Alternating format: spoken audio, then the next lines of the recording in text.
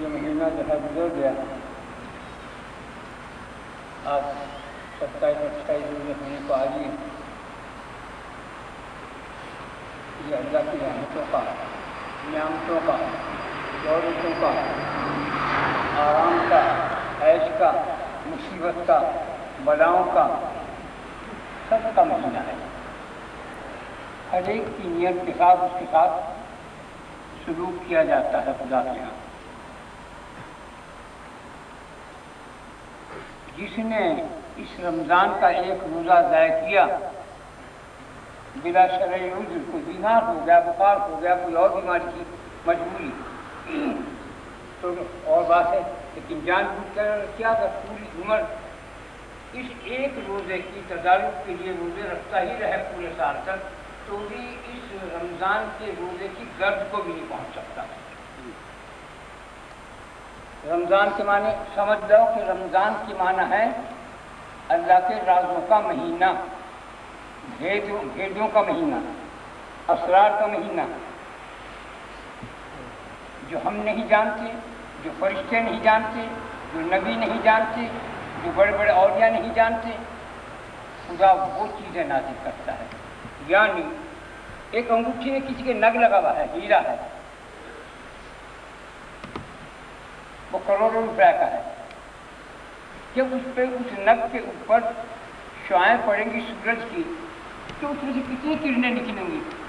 ایک روزہ اس سے کہیں زیادہ قیمتی.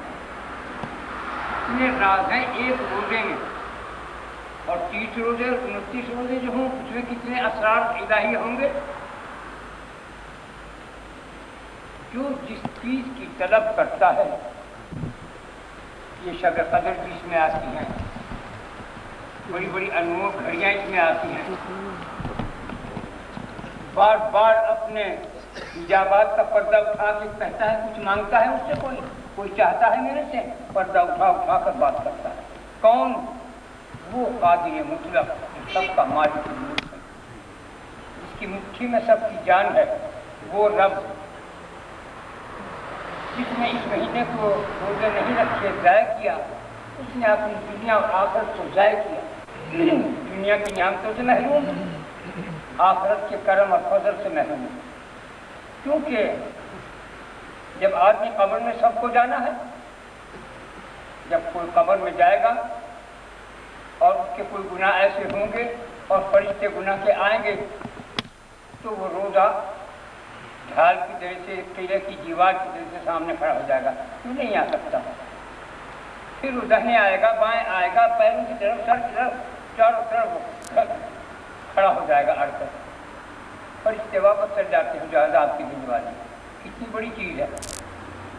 جہنم کے عذاب کے لیے سب سے بڑی آگ روزہ ہے. اور نماز جو ہے یہ خدا کو تمام عبادت میں نماز و روزہ بہت پسند ہے. جو روزے کا، رمضان کا احترام کرتا ہے اس کو خدا بخش دیتا ہے. ایک ہندو تھا، اس کے بیچ میں دیوار کی ایک ہندو رہتا ہے، ایک مسلمان. اس نے اپنی بیوی کو یوں کہا، ہندو نے، کہ جیسے دن کو آگ پر جلانا، مسلمانوں کا روزہ ہے، رات کو آگ جلایا کہ رات کو ہی پکایا کرتے ہیں، دن کو مت پکایا کر، رات کو پکا کے رکھ دیا کرتے. محض کس وجہ سے تو دین کی دولت میں ایک مسلمان کو کیا بخشا گیا. ایک ہندو ہم سے ایمان لائے اس کی خدائی پر، اس کی یکتائی پر، اس کی وحدت پر، اس کی قدرت پر، اس کی جنت دوزخ پر، اس کے یوم الدین، قیامت کے دن پر، اس کے قرآن پر، اس کے نبیوں پر، اس کے ولیوں پر، ان کے علماء پر، اس کے صلاح پر، ان کی اولاد پر، ان کے ازواج پر، ان کے اصحاب پر، سب پر. ہم نے کوئی کسی سے کوئی شک شبہ نہیں. جو دل میں شک شبہ رکھتا ہے کسی قسم کا، وہ بہت سی نعمتوں سے، بہت سی دولتوں سے، بہت سے کرم اور فضل سے خدا کو محروم ہو جاتا ہے. جسے خدا چاہے ہم اس سے نفرت کریں تو ہمارا کیا انجام ہوگا؟ کچھ کوئی انجام دردناک. ہم اس سے پیار کرتے ہیں تو اس سے بغض رکھتا ہے. جس سے خدا بغض رکھے تم بغض رکھو. جس سے محبت کرو وہ حکم دیا، میں محمد صلی اللہ علیہ وسلم سے محبت کرتا ہوں، تم بھی کرو.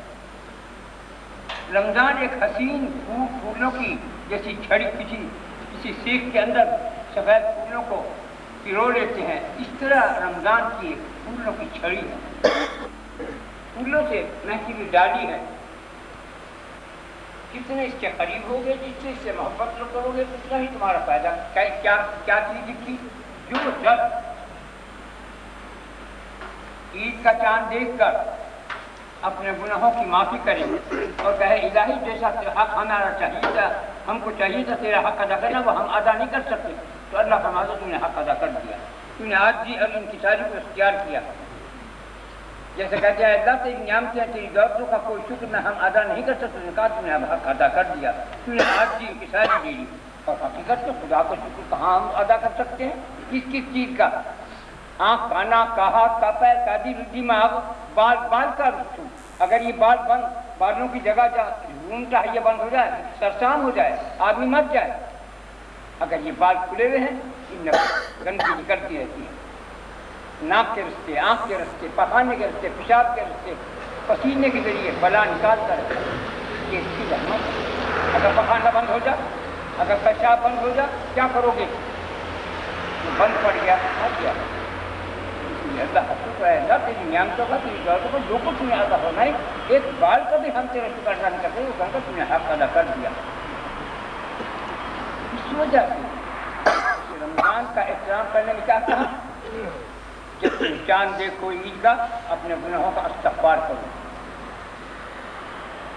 اور رمضان کے جانے کا غم مناؤ۔ اگر ایسا نہیں کرو گے تو خطرناک بات پیش آئے گی۔ جب چاند دیکھو عید کا اور دعا کرو اے اللہ ہم تیرا حق ادا نہیں کر سکتے، تیرے رمضان کا ذرہ بھی ہم ادا نہیں کر سکے اور ہم معافی چاہتے ہیں، کرتے ہیں۔ ایسے ہی نبی کریم صلی اللہ علیہ وسلم جب اپنی حیات مبارکہ میں منبر کے اوپر پہلے قدم رکھا آمین، پھر دوسرے نے قدم رکھا آمین، پھر تیسرے رکھا پھر آمین، کا پتہ نہیں کیوں یہ آمین کا، یہ کھڑے ہیں جبرائیل، یہ کہتے ہیں کہ رمضان کا چاند دیکھ کے عید کا چاند دیکھ کے رمضان کے بعد میں اپنے گناہوں کی استغفار نہ کرے اور رمضان کے جانے کا غم نہ منائے، ہلاک کو برباد ہو۔ بس دعا کون کر رہا؟ خدا۔ ادا کون کر رہا؟ جبرائیل۔ آمین کون فرما رہا ہے؟ نبی کریم صلی اللہ علیہ وسلم کا آمین۔ پھر دوسری کہا کہ جو شخص اپنے ماں باپ کو آزار پہنچائے، ہلاک کو برباد ہو، میں نے کہا آمین۔ کون کہہ رہا؟ خدا۔ ادا کون کر رہا؟ جبرائیل۔ آمین کون فرما رہے ہیں؟ نبی کریم صلی اللہ علیہ وسلم۔ اور بوڑھا دماغ ہوتا ہے، تو اس وجہ سے ماں باپ کو آزار پہنچائے تو ہلاک، رمضان کی بات کو نہ کرے تو ہلاک، اور اگر جس کے سامنے میرا نام آئے اور وہ مجھ پر درود نہ بھیجے، ہلاک کو برباد ہو۔ جب محمد صلی اللہ علیہ وسلم کا کہیں بھی نام سنو، کہیں بھی پڑھو، چاہے ریڈیو ہو چاہے کہیں ہو، صلی اللہ علیہ وسلم پڑھ لو۔ خدا کی بددعا ہلاکت میں مت آؤ، خدا کی بددعا ہلاکت دردناک زبردست۔ تو ایک روزہ کتنا قیمتی ہوا؟ ایک روزے میں 70,000 راز ہیں، اور یہ اللہ کے قلوب اس راستے میں اس دنوں کے اندر زیادہ اندر خانہ منور ہوتے ہیں، بڑے بڑے راز دیتا ہے، بڑے بڑے حالات ہوتا ہے، بڑی بڑی چیزیں معلومات ہوتی ہیں، وہ جو فرشتوں کو بھی نہیں۔ اور یہ ایسے ہیں، اللہ کے ولی ایسے ہیں جن کو فرشتے بھی خبر نہیں۔ ایک واقعہ آتا ہے کہ پہلے بھی سنایا کہ ایک جوان لڑکا 20-25 سال کا مسجد کے کونے میں گردن جھکائے بیٹھا تھا۔ ایک شخص نے آ کے کندھے پہ ہاتھ رکھ کے کہا کہ باہر نبی کریم صلی اللہ علیہ وسلم کی مجلس ہو رہی ہے، تم وہاں تو نہیں گئے؟ انہوں نے کہا میں صاحب مجلس کی خدمت میں حاضر ہوں۔ یعنی باہر بیان ہو رہا تھا کسی مولوی عالم کا، یہ اندر مسجد کے اندر بیٹھے، مسجد کے صحن میں بیان ہو رہا تھا۔ انہوں نے کیا جواب دیا جوان نے کہ میں نبی کریم صلی اللہ علیہ وسلم کے پاس بیٹھا ہوں، میں ان کی مجلس میں نہیں ہوں، صاحب مجلس کے پاس بیٹھا ہوں، حضور کے دربار میں حاضر ہوں، اس کے پاس بیٹھا ہوں۔ انہوں نے پھر پوچھا کہ تم جانتے ہو میں کون ہوں؟ اس نے کہا اگر میری فراست غلط نہیں تو تم خضر ہو۔ بس کہہ کے گئے خدا ایسے ایسے بنتے ہیں، یہ جوان مجھے جانتا ہے، میں نہیں جان رہا، اس کو میں نہیں پہچان رہا۔ حیرت کرتے چلے گئے، یہ خضر سن رہا ہے میری بات کو۔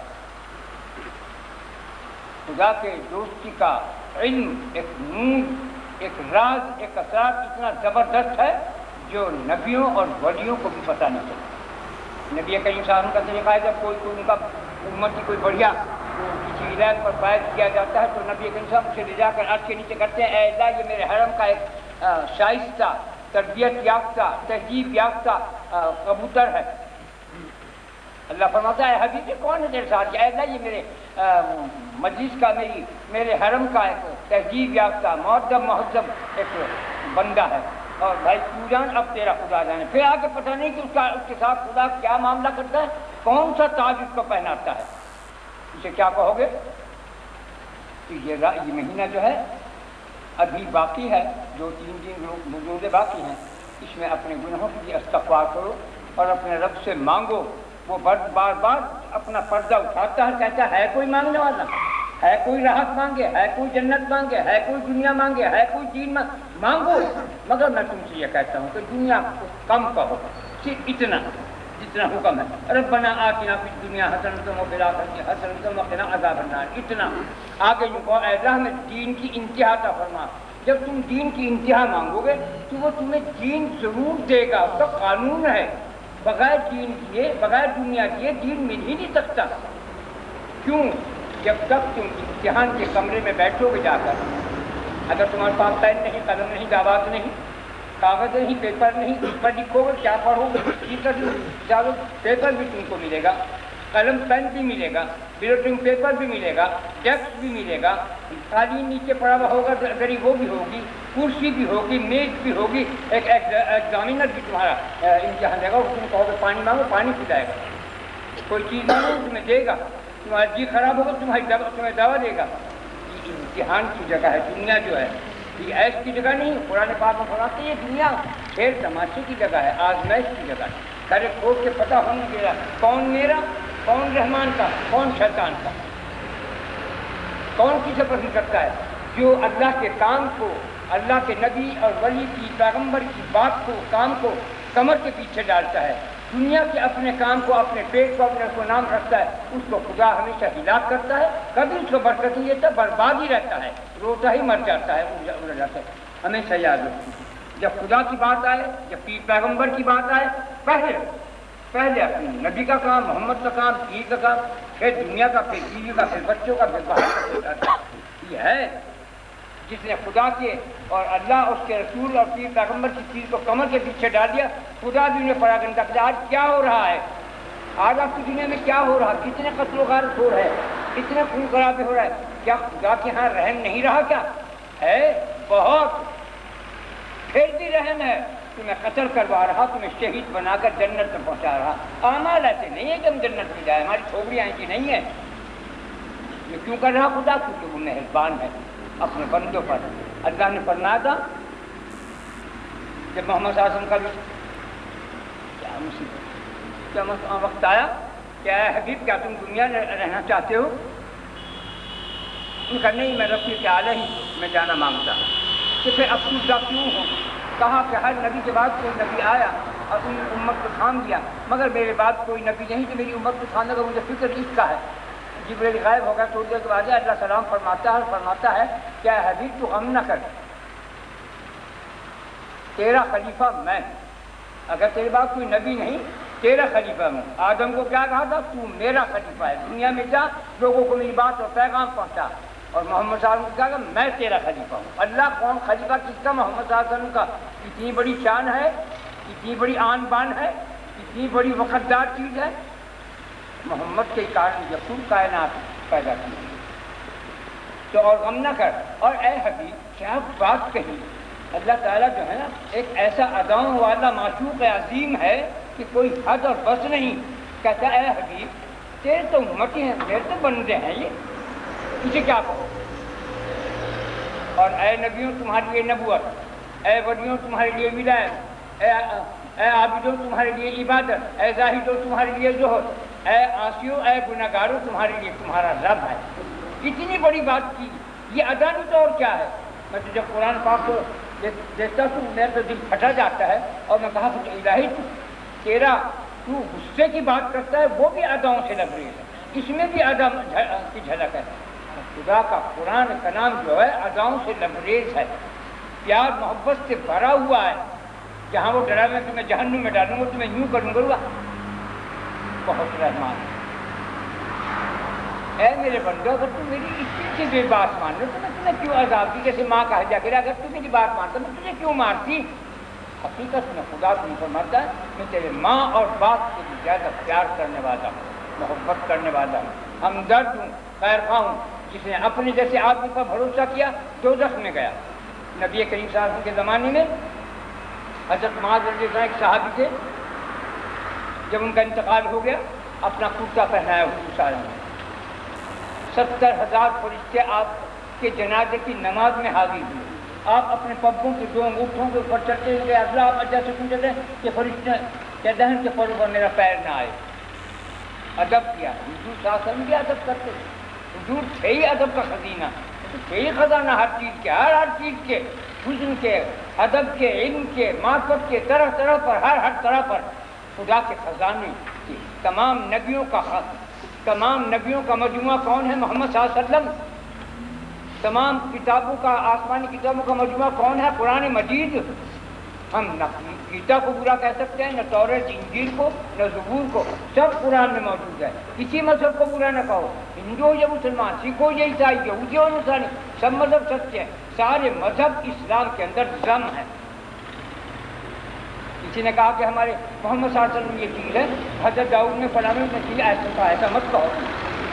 اگر تم ان کو ایسا کہو تو میری توہین ہوگی، کیونکہ جو داؤد کے اندر خصوصیت ہے، یہ جوز علیہ السلام میں خصوصیت وہ اندر میرے موجود ہے، وہ میرے اندر ہیں، وہ میرے جز ہیں۔ جیسے کہ ہاتھ پیر آنکھ ناک دل دماغ، ایسے ہی تمام نبی محمد صلی اللہ علیہ وسلم کے اعضاء ہیں۔ کیوں نبی حضرت علیہ السلام کو حسن ملا؟ حضور صلی اللہ علیہ وسلم سراپا حسن ہے، اندر بھی باہر بھی۔ حضرت داؤد علیہ السلام کو خوش رہانی ملی، آپ اس سے بھی زیادہ خوش رہان تھے۔ حضرت ایوب علیہ السلام کو صبر ملا، آپ اس سے بھی زیادہ صابر شاکر تھے۔ تو جو نبیوں میں خصوصی تھی وہ تمام خصوصیات کو محمد صلی اللہ علیہ وسلم نے جمع کر لیا۔ تمام نبیوں کو شہنشاہ مجموعہ محمد صلی اللہ علیہ وسلم، تمام صحیح بیدار قرآن مجید، توریت انجیل زبور کا مجموعہ قرآن مجید ہے، تمام مذاہب کا مجموعہ اسلام ہے۔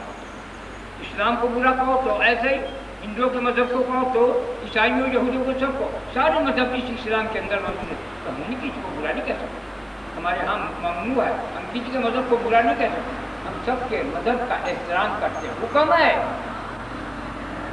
تمام کے لوگوں کی عبادت گاہوں کا ادب کرو، احترام کرو، ہر ایک کا احترام کرو، ماں کا، باپ کا، بہن کا۔ اسلام جو ہے وہ مہذب اور مؤدب ایک مذہب ہے، رگ رگ بال بال پر ادب اور تہذیب ہے۔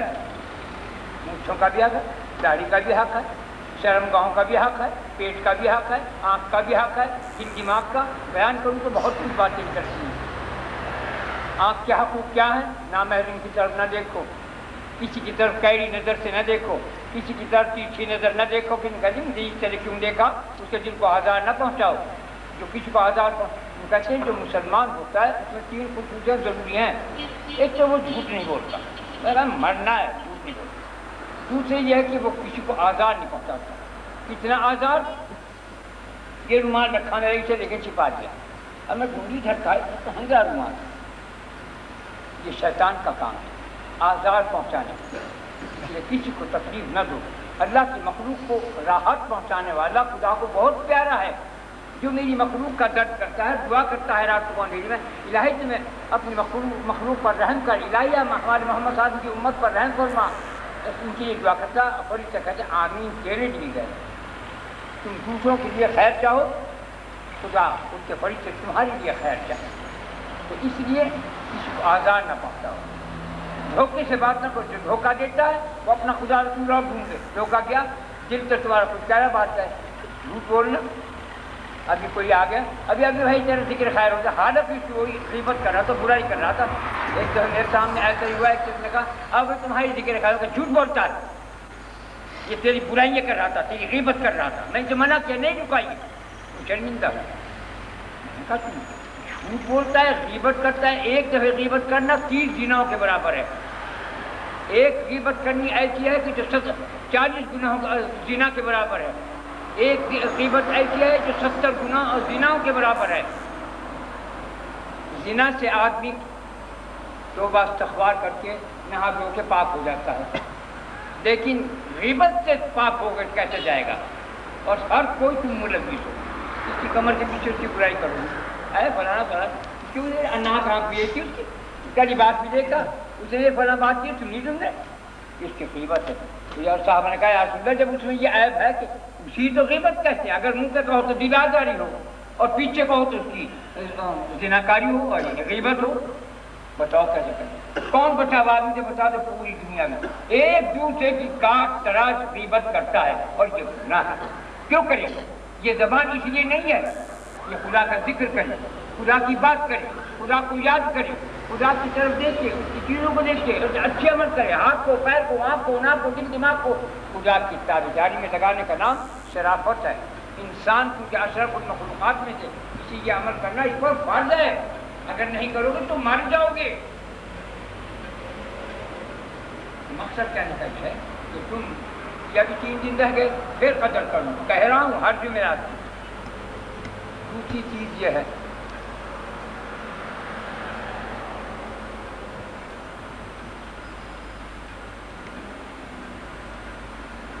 نام محمد ورد زباں ہو اور یاد خدا دل میں مکن. جب تک ایسا نہیں کچھ بھی نہیں.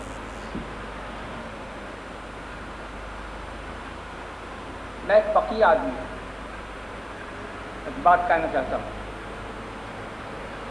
میرے پاس نہ ہیرا ہے، نہ جواہرات، نہ موتی، نہ سونا، نہ روپیہ. فقیر کی رات کو خدا، فقیر کے پاس سوائے خدا کے اور کوئی نہیں ہوتا. جو کچھ میرے پاس کچھ آتا جاتا ہے وہ پہلے سے گرا دیتا ہوں خیرات. یہ کھانا دانا کوئی یہ کر رہا، کبھی یہ کر رہا ہے، کبھی یہ کر رہا ہے، میرے پاس کہاں؟ میرے پاس تمہارے لیے خیر کی دعاؤں کی تو بہت پوٹیں بنی ہوئی ہیں. دعا کرتا ہوں، نصیحت کرتا ہوں، آگاہی دیتا ہوں. لوگوں حالات کیا کئی مہینے سے کہہ رہا، 5-6 مہینے ہونا گئے، بھائی لوگوں ہوشیار ہو جاؤ، بہت بری تباہی آنے والی. یہ پاکستان کراچی نہیں بلکہ پوری دنیا متاثر ہونے والی ہے، خبر آنے والی. پھر کہتا ہوں اپنے حالات سنوار لو، ضرور کی کثرت اس لیے کرو کہ اگر برسے آسمان سے آگ اور نکلے بلا زمین سے تو 2 ہی آدمی بچیں گے، جو نماز پڑھتا ہوگا، استغفار اور درود پڑھتا ہوگا، اور کوئی. حالات اب خراب ہیں، دشمن چاروں طرف دانت دکھانے کھڑے ہیں. بس اس سے تم سوچ لو کہ اپنے آپ کو بچا لو. جو آج ضرور پڑتا ہے جو میں کہہ رہا ہوں اس کا کوئی بات نہیں ان کا ہوگا. موت کا کوئی علاج نہیں. ایسا کسی کو جو کہتے ہیں کہ جو کوئی پڑھتا ہے ہر طرح سے خدا کی امان حفاظت کر رہا ہے، مگر موت کے سوا اللہ خود ہی فرماتا ہے موت کا کوئی علاج نہیں، اس کا ایک وقت معین ہے. تو میں بات کہیں بھول گیا کہ جب حضرت حضور صلی اللہ علیہ وسلم کے زمانے میں مار کر انتقال وصال ہوا تو 70,000 فرشتے آئے، آپ کو قبر میں رکھ دیا، اپنے ہاتھوں قبر کو پاٹ دیا، قبر بنا دی. تو پڑھنے کے لیے کچھ کھڑے ہوئے تو ایک دم رنگ درد ہو گیا، آنسو بہنے لگے، کانپنے لگے. پھر تھوڑی دیر میں آپ نے اپنے ہاتھ پہنچ لیا. صاحب پوچھا یا رسول اللہ یہ کیا حال ہے؟ کہنے لگے اللہ نے فرمایا کہ تو نے مجھ پر بھروسہ نہیں کیا، محمد پر بھروسہ کیا ہے. کھڑا ہے محمد تیری قبر پر، طاقت ہو تو روک لے. زبطہ قبر، زبطہ قبر کس پکڑ لے؟ قبر دونوں طرف سے آ کے مڑے گی اور یہ پسلیاں آپس میں مقراط کی طرح، زبطہ قبر مقراط کی طرح مٹ جائیں گی، چھٹی کا کھائے نکال دیں گی. لیکن تو نے مجھ پر بھروسہ نہیں کیا. اب محمد کھڑا قبر میں، طاقت ہو زبطہ قبر کو روک لے اور 100 دروازے دوزخ کے چاروں طرف کھول دیے. لیکن پھر بھی فرمایا کہ میرا حبیب کانپ گیا، اس کا چہرہ زرد ہو گیا، یہ رونے لگا، اس لیے چھوڑتا ہوں تجھے ہے معاذ بند کر. 100 دروازے کیوں کھلے؟ کہ یہ بیوی کو مارتے پیٹتے نہیں تھے، روکھاپن تھا، یہ لیا نا وہ لیا نا، جیسے پیار بیوی سے محبت پیار کرنے سے ایسا نہیں کرتے، بیوی سمجھتی ہے مجھ سے نیاز پیار محبت کچھ کرے بس کام دیتے ہیں، روکھاپن جیسے غیروں سے، تو اس کے دل کو تکلیف کی 100 دروازے دوزخ کے چاروں طرف خبر تھی۔ جو مارنے والے لوگ ہیں ان کا کیا ہوگا انجام، کانپور کو سن دو۔ یہ عورت ایک بے وقوف جانور ہے، اسے آدھی عقل دی ہے، 2 عورتیں 1 مرد، ان کی گواہی ہوتی ہے، اگر 1 عورت ہو اور 1 مرد تو گواہی نہیں لگنی، 3 مردوں کی گواہی لگتی ہے، تو 2 عورتیں ہیں تو 1 مرد تو 2 کی گواہی لگے گی، اکیلی عورت کی گواہی نہیں لگتی، کیونکہ آدھی عقل ہے، نصف رجلن کہا اس کو کہا۔ تو مطلب کہنے کا یہ ہے کہ بھروسہ اس خدا پر کرو، کسی نبی ولی پیر پیغمبر پر نہیں، یہ خود محتاج ہیں، کچھ نہیں کر سکتے۔ اگر یہ ایسے تھے، محمد سے بڑھ کر تو کوئی نبی نہیں، ان کے قبر کے اوپر کیا حشر ہوا، مروان چڑھا، 1000 زنا کیے، مسجد نبوی کے اندر 1000 حرام کا بچہ پیدا ہوا، 1000 کو قتل کیا، جب تک یہ مزار بھی نہیں بنا ہوتا، حجرہ ہی تھا، حجرے کے اوپر خون کے فوارے جا رہے تھے، کچھ نہیں روکا محمد صلی اللہ علیہ وسلم نے۔ ایک آدمی سب سے بڑی تھی کونے کے نیچے چھپا پڑا تھا، اسے 5 وقت نماز کی اذان کی آواز آتی تھی حجرے مبارک میں سے، رسول اللہ کے مزار سے، وہ باہر نکل کے جلدی وضو کرے تو نماز پڑھے تو پھر چھپ جاوے تھا، اسے تو اذان کی آواز آ رہی، پر اسے کسی مروان کی کسی فوجی کو کوئی نقصان بعد میں ہوا، بعد میں چھپیا ناس ہو گیا سب کا، لیکن اس کا کچھ نہیں، قتل ہوتے رہے، گردنیں کٹ کٹ کے جاتی ہیں، خون کے فوارے آپ کے مزار پر زنا کرتے رہے، اس کے بعد 1000 بچہ پیدا ہوا، اسے کیا کہو گے؟ کون محمد، کون نبی، کون ولی، کون پیر پیغمبر؟ بہت زبردست۔ آج بیت المقدس کے اندر کیا ہو رہا ہے؟ 40 افغان سمندری پہرا ہے، حدیث ہے، کسی نے دعا کرائی تھی، دعا کرنے کو کہا تھا حضور صلی اللہ علیہ وسلم سے بیت المقدس کے لوگوں کو، کافر مشرک کے، تو آپ نے فرمایا تھا وہاں کے کئی جگہ کی جگہ، تو آپ نے فرمایا کہ وہاں 40 افغان کا سمندری پہرا ہے، میں کیسے پر دعا کر سکتا ہوں؟ اسے کیا کہو گے؟ آج کیا ہو رہا وہاں؟ آج کتنی دنیا مر رہی، آج یہودی کتنے اوپر چڑھ رہے ہیں، یہودی لوگ، نصارہ لوگ۔ خدا کی مرضی کے سامنے کوئی نبی کوئی مطلب نہیں مان سکتا، نہیں معلوم، ہم جو چیز کیا کرتے ہیں، تو کون بول رہا تھا؟ جب ہم نے کائنات کو پیدا کیا، تمہیں آدمی کو پیدا کیا، تو کسی کو پاس نہیں بیٹھا رکھا تھا میں نے، ہم جو چاہے کرتے، معلوم کے مانے ہم جو چاہے کرتے، تو کون؟ تو وہ بے نیاز ذات ہے، اس لیے اپنے آپ کو تھام لو، آج وقت ہے۔ اب کان کھول کے سن لو، میں سب کو کہتا ہوں، کہہ دو، پہنچا دو، جہاں تک پہنچاؤ، اچھا حال نہیں آنے والا۔ جو درود اور استغفار نماز پڑھتا ہو وہ بچے گا ان بلاؤں سے، ورنہ کہیں نہ کہیں کسی کی انگلی کٹے گی، کسی کی ناک، کسی کی آنکھ، کسی کا ہاتھ، کسی کا پیر، وہ حشر ہونے والا ہے۔ یہ دشمن بے ایمان چڑھنے کو کھڑا ہے، یہ تیار۔ امریکہ نے اسے ایک اپنے مطلب کے لیے اس کو روک دیا، اپنے مطلب کے۔ تم نہیں جانتے، یہ سی آئی ڈی نہیں جانتی، سی آئی ڈی والے کو پتہ نہیں اس کا کہ روحانیت کی چیزیں ہوتی ہیں۔ روحانی میں خدا جب کسی بندے کو چاہتا ہے آگاہی دے رہا تھا، جو میں 4 مہینے سے آگاہی دے رہا تھا، مگر یہ بھی مجھے پتہ نہیں تھا کہ کیا ہونے والا ہوا، کیا سے پوری دنیا پریشان ہے۔ اور اس سے زیادہ یہ وقت ہے کہ درود اور استغفار اور نماز، 3 چیزوں کو باندھ لو، دنیا کے کام کو کمر کے پیچھے ڈال دو، پہلے اپنے رب کی بات کو ادا کر لو، خدا تم کو بچائے گا۔ اور اگر موت کا وقت قریب آ ہی گیا کسی کے، تو پھر جنت الفردوس میں بھی جائے گا، ماں موت باہر اڑائے گا۔ تو وہ کھل جاتا ہے، تو ترازو کا وقت ہوتا ہے۔ میں ختم کروں، مقصد یہ ہے کہ 3 دن 2-3 دن باقی رہ گئے، آج 27 ہو گئے، 28 29 30، اس میں کچھ مانگ، 1 رات رہ گئی ہے شب قدر میں، یہ 27 رات ہوتی ہے، اس میں چاہے شب قدر ہو یا نہ ہو، شب قدر کی راتوں سے کہیں زیادہ اس کا اجر بدل کیا جاتا ہے۔ تو اپنے آپ کو تھام لو، اپنے آپ کو خدا کے قریب کر لو، جتنا تم خدا کے قریب ہوگے اتنا تم بچو گے، تم پر رحم ہوگا، کرم ہوگا، فضل ہوگا، رحم سے ہوں گی، نعم سے ہوں گی۔ اور میں یہ پھر کہنا چاہتا ہوں کہ فقیر کی مجلس کو اللہ نے کیا ہونا، فقیر کی مجلس اے میری مجلس، یہ فقیر کی مجلس ہے، यहाँ कोई हीरे जवाहर सोने चांदी नहीं बिकता है, यहाँ कोई माल दौलत नहीं बढ़ता है, यहाँ सिर्फ खुदा का नाम बिखरता है, पहुँचाया जाता है, खुदा की तरफ पुकारा जाता है, बुलाया जाता है, ताकि तुम बच सको आने वाले हैबतनाक हालात से, सानहात से, वाक़यात से, हादसात से बच सको। क्योंकि ये नाजुक वक्त चला है। अपने रब से प्यार करो, अपने रब की तरफ आगाही लो, अपने रब की तरफ मुतवज्जह हो जाओ। अपने मुसलमान भाई जहाँ भी हैं दुआ करो, अल्लाह इनकी हिफाजत फरमा, अल्लाह हमारे मुल्क को हिफाजत फरमा, हमारे मुल्क पर कोई गनी न चढ़ सके। जाहिर दुआ फरमा जहाँ भी है मुसलमान, उनकी भी हिफाजत कर। और ये मुसलमान नाम का पाकिस्तान है, इसकी भी हिफाजत कर। अगर ये उजड़ गया बहुत खराब काम हो जाए। तो भाई ये फकीर की मजलिस है और दरूद की मजलिस को अल्लाह ने क्या फरमाया? यूं ने फरमाया दरूद की मजलिस मैं और मेरे फरिश्ते दरूद भेजते हैं, ए ईमान वालों, और तुम भी पढ़ो, क्योंकि दरूद पढ़ने वाला मेरा हमदलीस है, मेरे पास बैठने वाला है। तो जो खुदा के पास बैठेगा वो कैसा होगा? तो वो भी सोच लो। बादशाह के पास बैठने वाला कैसा होगा? दौलतमंद अमीर रईस बन जाएगा, वजीर अमीर बन जाएगा। नियत के साथ बात है, अपनी नियत को खुदा से मिला लो तो तुम्हारे सब काम बन जाएंगे। अगर बात बराबर भी फतूर होगा, खराब है, खराब काम हो जाएगा। एक पेशाब के कचरे से पूरे हौज नापाक हो जाए। ये नियत जो है आदमी को यही तबाह बर्बाद करती है। दिल कुछ, जबान कुछ, आँख कहीं, पैर कहीं, हाथ कहीं, कोई सवाल नहीं। एक नज़र, एक ख्याल, एक गुमान, ला इलाहा इल्लल्लाह मोहम्मद रसूलुल्लाह। और भाई तुम कहते हैं नबियों के बेटे या औलिया के बेटे ऐसे सब बेकार बात।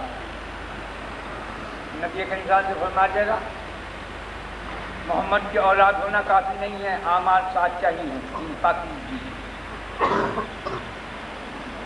लेकिन मोहम्मद के बेटों पर किसी का भाई आई, एक बेटे को जहर दे के मार दिया, एक बेटे को करबला के मैदान में दफा करके बच्चे को फेंक दिया। कुछ बाद में एक नहीं बचा, तहजीब का एक नहीं बचा, सबका सब क्या नाश होता भाई। देख तो सब कुछ चुका रहता, देखा मरा। मजे की बात, जब तलवार चलाई इमाम हुसैन ने, एक वार में कितने आदमियों की गर्दनें चने के दानों की तरह बिखर रही थी। आवाज़ आई हुसैन अब हम तुमसे मिलने के मुश्ताक हैं। फट तलवार में आदमी दे दी और जबा हो गए, शहीद हो गए। भाई तो खुदा है, वहाँ नबी वाली कोई देखा जाता। मोहम्मद साहब मेरा प्यारा नबी, तेरे गालों की कसम, तेरी आंखों की कसम, तेरे बालों की कसम, तेरी जुल्फों की कसम, तेरे कंबल की कसम, सबकी कसम खा रहा। और उसी का चेहरा यहाँ कोट की कड़ी घुस गई, आपके दंडान मुबारक शहीद हो गए। मोहम्मद सल्लल्लाहु के वो बेनियाज बात, जिनका हम तो कर गए भाई, अल्लाह अल्लाह करते मर गए, अल्लाह के भावे ही नहीं, हमें होने ही नहीं चाहिए। खुदा से कभी इंसाफ न मांगना, जो मैं कहता हूँ, इंसाफ मांगो तो तुम बर्बाद हो जाओगे। खुदा से रहम मांगो, ऐसा तुझसे रहम चाहते हैं। इंसाफ मांगो तो तुम, हम सब दोस्त हैं, एक नहीं बचता, पूरी दुनिया जहन्नुम के अंदर अगर इंसाफ करे। तो वो फारूदी मायूरी वाली हस्ती है, इसलिए तुम अपने आप को लगाओ और रोज तकवार। आइंदा से जुमेरात को अपना आते रहना। आज की घड़ी तो गई, ये आखिरी जुमा है, आखिरी जुमे की रात है। अल्लाह से दुआ आज भी की लो, ये 2-3 रातें इसमें मांग लो, खैर खूबियाँ अपने लिए भी, अब पूरे मुसलमानों के लिए, ताकि तुम्हारी जब तुम किसी के लिए दुआ करते हो तो सब से कहते तेरे लिए भी आमीन। अब तुम अपना दोनों से इतना है, हाँ इसने पूरी बिस्मिल्लाह को भी इतने हो जाए।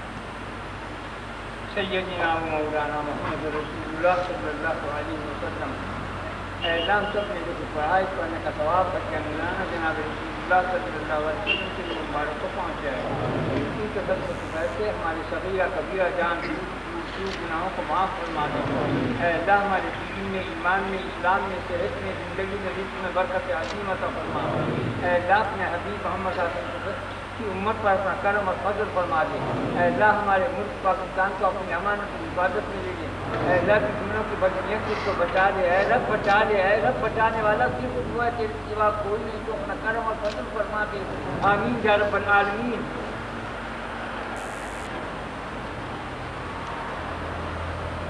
رحمت اللہ